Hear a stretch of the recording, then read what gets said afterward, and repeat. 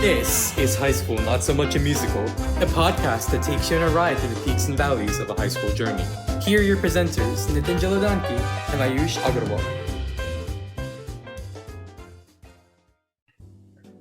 Hello, everybody, and welcome back to High School Not So Much a Musical. Today, we are joined with Tom Galvin, an experienced journalist, author, and we really just wanted to learn about the life of a journalist. And Mr. Galvin, or Tom, has a lot of experience within journalism and everything like that. So, Tom, could you please tell us about your career as a journalist and how you moved from that working at the intersection of tech and policy? So, just overall your life story over the past many years. Sure. And first, thank you for inviting me on as a guest. I really admire what you all are doing here with this podcast. So thank you.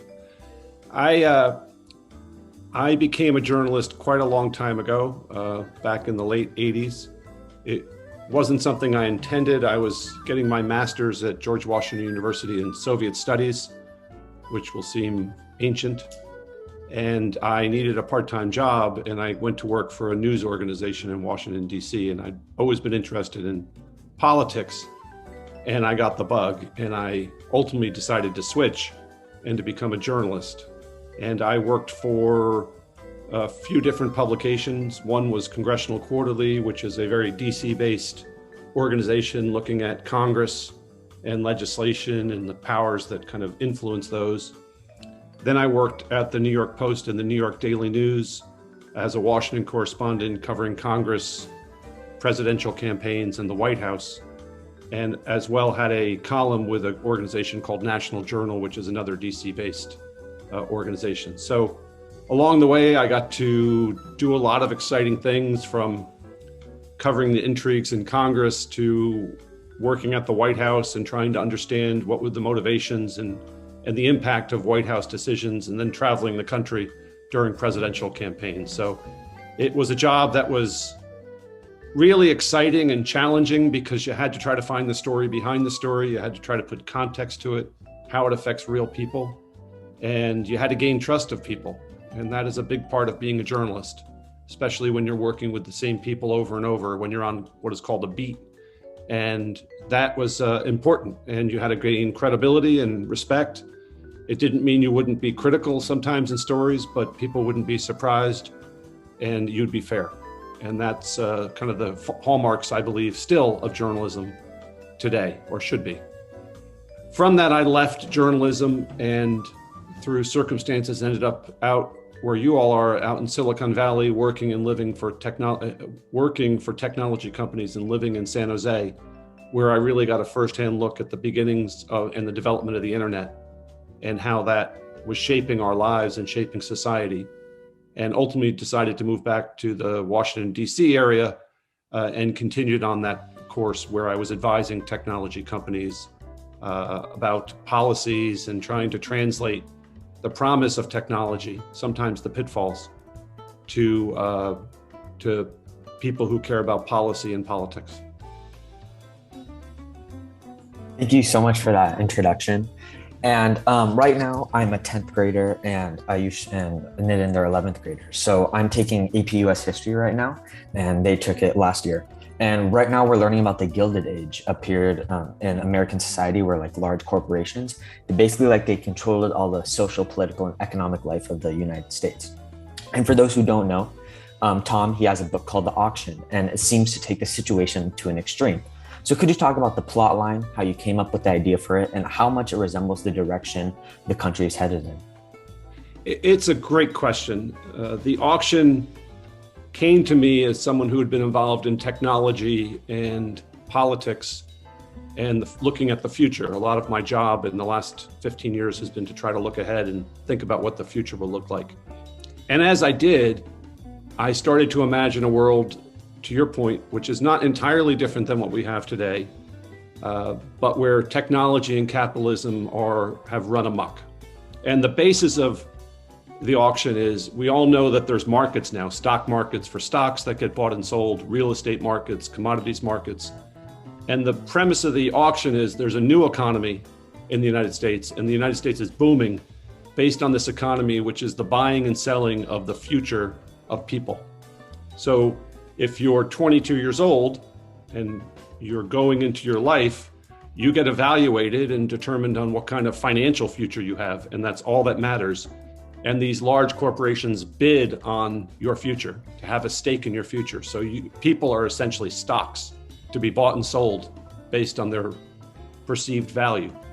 And the point of the auction is in that type of world, we end up warping a lot of things. So it's a really noble thing to be a teacher. It's a really noble thing to be a firefighter, but neither of them are necessarily well paying. And in this new world, those aren't valued. So they are not people who are getting resources or people paying attention to them. You only are valued on one thing, how much money you're going to make, because you are now a stock. And these 7 corporations that are now fundamentally running the United States, they're the quasi-government, care only about your financial value. Your parents, because they get money based on your financial value that pays for their retirement, now steer their children towards jobs that only are financially valuable. So it shows a society where once people become a commodity, that it warps everything about us. If you're extremely valuable, if you're an elite, corporations will do just about anything to protect you from any harm. And if you do something wrong, they're going to cover it up. And if you're in a noble profession, but don't make a lot of money, you're essentially discarded and in the book, perhaps worse. A little foreshadowing there. So it's designed to look at the pressures that young people have today. And I believe the 3 of you face pressures that are substantially higher than what folks like I faced 30 years ago. You face pressures on making sure you get into the right school, and if you're playing sports, you get on a travel team, and all of these things are designed to make you look attractive to either a school or an employer down the road. And fundamentally in the auction, your life gets decided at 22. And to a degree, it's commentary on where we're going, because we are seeing more and more of that type of behavior where all that matters is your financial value, and you are essentially treated as such. So one of the things that I found really interesting was that you related it back to us about the pressures that we face. And I think that this is really interesting because just a few weeks ago, we were talking to a child actor who was basically really worried about his choice to become a child actor because there's just so much pressure that is placed on students about going into a STEM industry and stuff like that. So I think that Ayush wants to follow up further on this whole topic. So go ahead, Ayush. Sure. So you mentioned how the world we live in today has seen a gradual increase in pressure for high school students to succeed in high school, get the top tier extracurricular activities, get into top tier colleges, which is why, like you said, when you were a child, you probably faced much less pressure than we do now. However, if this trend continues, I wanted to get your feedback on whether do you think it will continue, or will it kind of like stagnate and the pressure that we face now will be similar to the pressure that maybe our kids face? So that was one question. And also the second question was, do you think that, obviously, the auction is a fiction book that exaggerates the society that we live in today, but do you think that there's a chance that society could actually enter the point where children are basically commodities to be bought and sold? And do you think it will actually ever get to the level that the auction makes it out to be? Sure, I'll try to answer that in backwards order. I do fear that we will end up in some sort of system there. Of course, the auction is fiction, and it's a distorted and meant to be hyper distorted view to make a point. But I do fear that we increasingly are becoming commodities. And that is partly due to the way technology now views things. Every aspect of us can be evaluated, whether it's our health records or where we live, to decide whether we get health insurance or whether we can own a home. In China, for example, there's a social credit score, which divines your value to the state, and that includes loyalty. And that determines whether you get jobs or whether their children, parents' children, get into the right schools. In the United States, just last week, a former Facebook executive suggested that the next area of venture capital will be the investment in humans. And it mentioned one person who gave up 5% stake in their future for money. And by that, I mean, an entity now owns part of their future income. And that's fundamentally the basis of the auction, because in the auction, and nobody has a choice in this, you get evaluated. It's essentially a caste system, A, B, C, and D. And the money that companies bid on you goes to your parents to pay for the retirement because there's no more Social Security. And that company now owns 25% of your future income for the rest of their life, for the rest of your life. So we are already seeing examples of that. And in part, it's a rational move because of problems. For example, college is so expensive now. In the last year or so, I've seen proposals where companies will bid or give you money to pay for college, and they get a stake of your future. And that may make sense for a young person who doesn't want to face $100,000 or $200,000 in student debt. But in a way, it's a destructive decision because you're giving up part of your future for a problem today. And a much better solution would be to figure a way to make college affordable than to make young people like yourselves have to give up part of your future just so they could do it. So I do see signs of this already happening. It's a little scary to me. So I do think it will continue to evolve. And to answer the first part of your question in terms of pressure, that puts enormous pressure on young people at a time that they already face pressure. I faced pressures when I was 15 and 16. We had a lot of pressure, and it felt like a lot of pressure. But I don't believe it's anywhere near what you all face because of the way technology is starting to create evaluations of people. Algorithms create evaluations of people that we never even know about. So yes, I do think it's getting worse, and I do fear for that future. So one of the things that you brought up was about how technology is really contributing to this. And I think that this has become a lot more prevalent because when you're applying for a job or you're applying for a summer program or just applying for college, they ask you about so much stuff about yourself that they potentially don't even need, because they actually just section you off if you don't have like a certain criteria that you're looking for. And a really good example of this is like applying for, suppose, Best Buy, and they ask you like, if you're applying for a job and they say you need to have this many years of experience. Well, how do you gain experience? By working.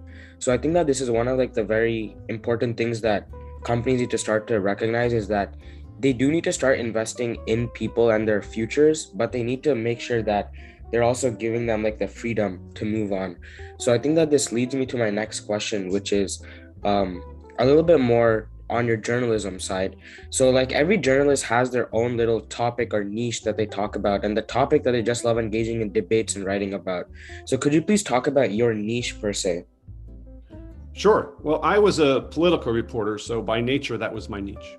But there's different types of political reporters. There's those who do what are called long form stories. Think of it as a magazine story, a really long story that sets a stage and tries to surface issues.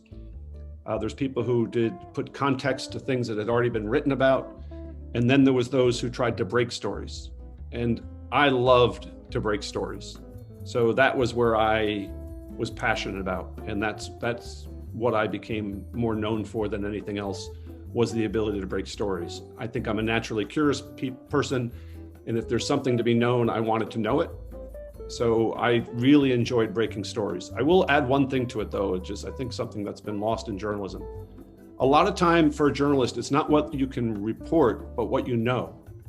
And oftentimes it's better to know something than to be able to report it, because that means you won't be wrong. So there was a lot of things that journalists can learn, but it doesn't mean they have to report all of it right away. Sometimes it needs context, but the current state of journalism doesn't reward context. It rewards two things: putting things out fast and having a point of view, because points of view are what get clicks and attention.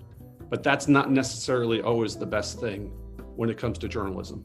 So we are in a different stage of journalism than it was when I first started. I'm not the type of person who believes that just because it's different than when I was young, that makes it worse. But I think these are challenges for journalism. So once again, one thing that you said was the whole thing is about putting them out fast and having a perspective. And I've been on a binge of this like show called Silicon Valley, where it's exactly what you're talking about. It's all about technology and Silicon Valley and how these like young entrepreneurs are trying to find their like footing. as a digital compression media company. So within that, they face a lot of problems because they're up against these like really big tech giants. And the name of the company in that case is Hooli, which is like our Google. So within that, the problems that they face are they have so many reporters that are after them. And there's like this common misconception that like reporters are always out there to find like some bad side of somebody and expose it, which is what exactly happens within Silicon Valley. So I think that later on in the podcast, potentially in our tips question, you could talk a little bit about if somebody did want to get into reporting, how can they be ethical about reporting and stuff like that. But I think that Rishi wants to follow up with a new question now. Sure. Yeah. So you were talking about the current state of journalism. And the question I had for you was like, what were some of the most interesting events and political scenarios you covered during your time in journalism? So I know you've been doing it for a long time. So yeah. Sure. There's several that probably jump to mind. In 1994, when the United States was on the verge of invading Haiti, I went into Haiti with the Marines. And what that required was going in and being on a ship for about a week, kind of under embargo. So we knew everything that was about to happen, but we weren't able to report it. And to do that, I lived in the Washington, D.C. area at the time. You know, we went to Andrews Air Force Base, which is where Air Force One is based, got on a plane and flew to Guantanamo Bay in Cuba, which is a U.S. base there. You know, just as a side note, it's fascinating to me that the United States has a base in a foreign country that's communist that doesn't want it, but it's the vestige of a treaty that was done in, I believe, 1903. So we actually are able to have a Navy base there. We then went from Guantanamo Bay and flew by helicopter to a ship that was off the north coast of Haiti. Like I said, we were there for a week and pretty much had the run of the ship because we couldn't report anything, and then went into Haiti. The circumstances of the invasion changed when a last minute deal was made, but it was still, at the time, a risky proposition.